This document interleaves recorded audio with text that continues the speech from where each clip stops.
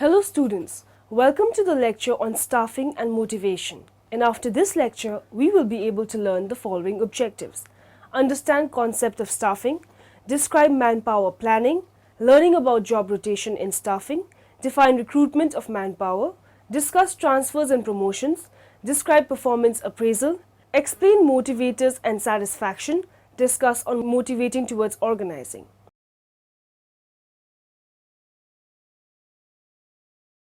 Let's start with the concept of staffing and motivation.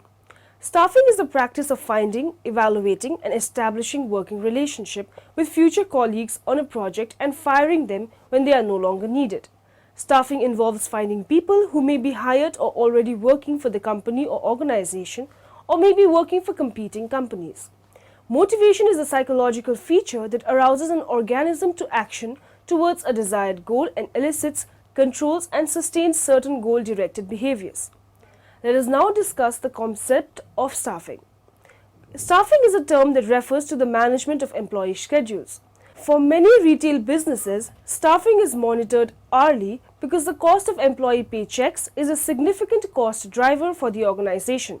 The term staffing in management consists of selecting the right person for the right post, training and development, giving proper remuneration and motivation, performance appraisal of employees. Internal factors affecting staffing. The internal factors that affect staffing are promotion policy. Staffing is affected by the promotion policy of the organization. If the organization has a good promotion policy with prospects to career growth and development, only then efficient people will be attracted to the organization. Internal promotions are better for lower and middle level jobs. Future growth plans of organization. Staffing is also affected by the future growth plans of the organization. If the organization wants to grow and expand, then it will need many talented people. External factors affecting staffing. The external factors affecting staffing are labor laws. Labor laws of the government also affect the staffing policy of the organization. Pressure from socio-political groups. Staffing is also affected by activities of socio-political groups and parties.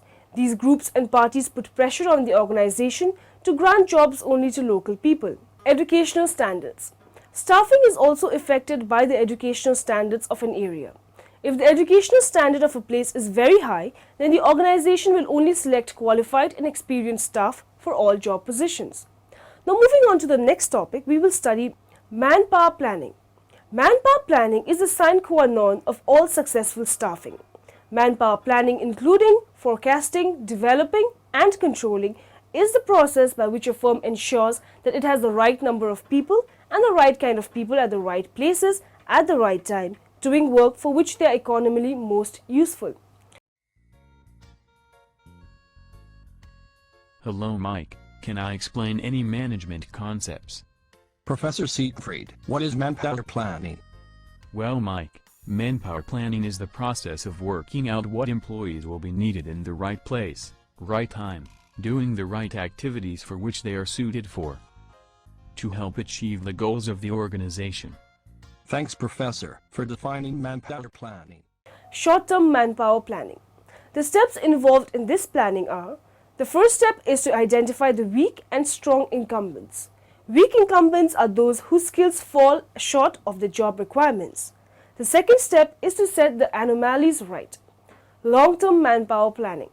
This planning is done to find a proper match between the future jobs and the future incumbents. Steps that are involved in this planning are: the first step is to determine the requirements of manpower for a particular period, done by making forecasts. Forecasts of future manpower requirements can be made period of 2 to 5 years. The second step is to ascertain the existing number of rank and file workers in each section, department and unit, and to compare it with the required number, in case the required number is more than the available number. Let's know the meaning of job rotation in staffing. Managers and business owners want to ensure that someone is available to take on other tasks when vacation and illness cause a spot to be open. Business owners and operating officers might use a rotation plan so that management personnel are familiar with various sections of the business. The constant, repetitive use of the same muscles can be one of the hazards of the workplace. Wise use of rotation may help workers stay healthy and maintain a good work atmosphere as well. Safety is often a key consideration in this situation. Importance of job rotation. Job rotation is the surest way of keeping the employee away from complacency and boredom of routine. It is difficult for an employee to sustain his interest in a given job for any substantial length of time, as humans have the tendency of outgrowing their jobs through the learning and experience that they gain over a period of time. Potential of job rotation. A well-planned job rotation program in an organization has immense potential of positive impact on job satisfaction, engagement of people, and finally on retention of people. Few of the outcomes of job rotation with respect to the individual are job enrichment, overall development, the ritual of job rotation. Today in the industry, job rotation is viewed as just another transfer rather than as an important tool for implementing the HR strategy of the company. Job rotation has become a ritual at best, without any focus on the outcomes that can be achieved through a little planning and implementation effort. Realizing the potential of job rotation. In order to realize the true potential of job rotation, there must be a planned system in place with the policy taking into account organizational interest, employee commitment, attrition rates, specific business issues, etc. Eligibility of the employees, qualification, prior experience, aptitude, competence, etc. Nature mandatory or voluntary, duration. Now moving on to the next topic, we will study the recruitment of manpower. Recruitment is the generating of applications or applicants for specific positions. It is the process of attracting potential employees to the company. The management should have a proper plan of recruitment regarding the quantity and quality of personnel required and the time when it is needed. The process of recruitment and the cost involved in it depends on the size of the undertaking and the type of persons to be recruited. The sources of recruitment can be broadly classified into two categories, internal and external. Internal sources refer to the present working force of a company. Vacancies other than at the lowest level may be filled by selecting individuals from amongst the existing employees of the company. Among the more commonly used external sources are re-employing former employees. Former employees who have been laid off or have left for personal reasons may be re-employed. These people may require less initial training than that needed by total strangers to the enterprise. Friends and relatives of present employees. Some industries with a record of good personal relationships encourage their employees to recommend their friends and relatives for appointment in the concern where they are employed. Evaluation of alternative sources. A company cannot fill all its vacancies from one single source. It must carefully combine some of these sources, weighing their cost and flexibility, the quality of men they supply, and the effect on the present workforce. Internal versus external sources of recruitment. From the point of view of its impact on motivation, recruitment from external sources is not desirable, particularly when an adequate number of qualified persons are already available inside the organization. Similarly, if the management wants its workers to improve their prospects by participating effectively in the company's program and in the process of production, it is desirable to follow a policy of recruitment from within.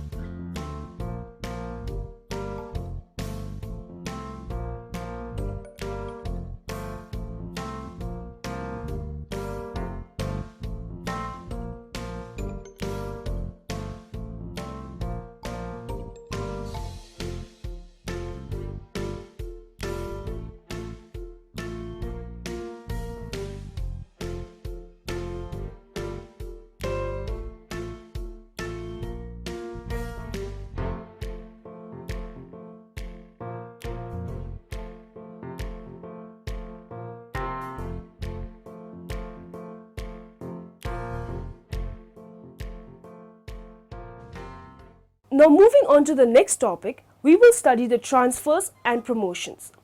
Today's focus on competitiveness favors competence, as does the fact that promotion based on competence is the superior motivator. However, a company's ability to use competence as the criterion depends on several things, most notably whether or not union agreements or civil service requirements govern promotions. Union agreements sometimes contain clauses that emphasize seniority, such as in the advancement of employees, employees with the highest seniority will be given preference where skills and performance are approximately equal. Handling transfers. A transfer is a move from one job to another, usually with no change in salary or grade. Employees seek transfers for many reasons, including proximity to their hometown, better job prospects, personal enrichment, more interesting profiles, greater convenience, and greater advancement possibilities. Employees may transfer workers to fill positions in cities where the business is growing and where there are better career prospects. Transfers are a way to give employees who might have nowhere else to go a chance for another assignment and perhaps some personal growth. How to ask for a promotion. If you're craving additional challenge at work or eyeing a recently vacated position in your company, you may also be thinking about the possibility of a promotion. For many professionals, asking for a promotion can be daunting, as many assume that their manager should initiate the process. Most managers, however, appreciate employees who are assertive and are eager to help you map out your career path.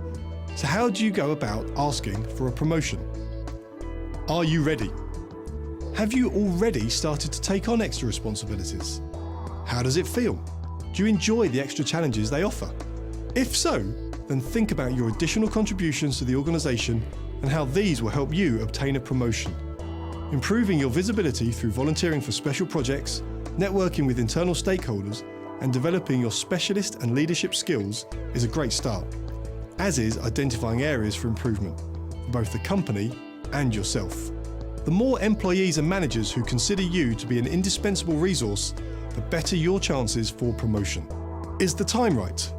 If your company is cutting expenditures or had a bad quarter, it's probably not the ideal moment to ask for a promotion. Be familiar with your company's protocol, as some consider promotions during annual performance reviews only. Also, pay attention to timing when you schedule a conversation with your supervisor. The best times are generally when your manager has a lighter workload, but is more likely to feel open-minded and relaxed. Prepare your case. Before the meeting, think about the reasons why you should be promoted. Keep a running tally of key accomplishments and contributions you've made to the company's bottom line, problems you've solved, and how you've saved the company money. Also include any specialised training you have taken that is relevant for the new role. Be polite yet confident. Once you are in the meeting, explain briefly which position or area of new responsibilities you have in mind and why you feel you are qualified. Maintain a calm demeanour and do not become defensive or emotional, even if your request is not immediately accepted. If you are told that the timing is not right, ask when it would be appropriate to bring up the matter again and how you might improve your skills in the meantime. So what do you do if you are passed up for a promotion?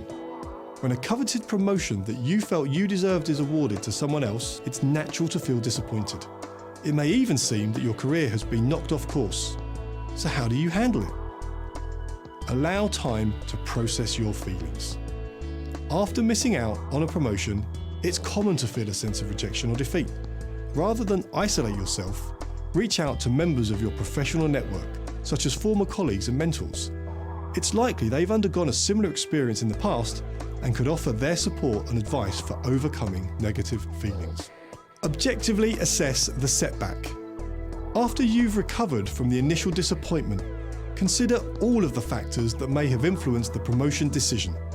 For example, the other candidate might have had experience you're unaware of, making him or her more qualified for the role. Or perhaps your manager did not know that you had expected to be considered for the promotion. Plan your next steps. Use the feedback you receive from the conversation to reassess your strengths and shortcomings. If you were passed over because you lacked a key skill for the position, develop a strategy for growing professionally. This may include additional training or certification, working with a career coach, or requesting more challenging assignments that require you to stretch your talents. Look at your broader career goals. Again, take into account the likelihood that you will be a candidate for promotion in the future. If you intend to stay with your current company, work with your manager to ensure that the next time a promotion arises, you're first in line for it. Set performance benchmarks and goals to meet, and get your boss's input about ways you can strengthen your prospects. Taking action immediately to get back on track after a missed promotion turns the setback into a learning opportunity. This will ensure you emerge from the experience with a clearer sense of your professional goals as well as how to achieve. Now we will study performance appraisal. To evaluate is to assess the worth or value. In social life, we generally evaluate or appraise the behavior of others in relation to our own needs or goals. Appraisals are judgments of the characteristics, traits, and performance of others. In industry, performance appraisal is a systematic evaluation of personnel by supervisors or others familiar with their performance because employers are interested in knowing about employee performance. Now, moving on to the next topic, we will study motivators and satisfaction. Motivated employees will build the common company morale.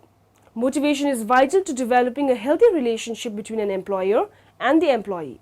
Having a sound relationship in the workplace is significant in retaining key employees and building employee loyalty to organization. Motivation can also improve productivity and inspire employees to work even harder.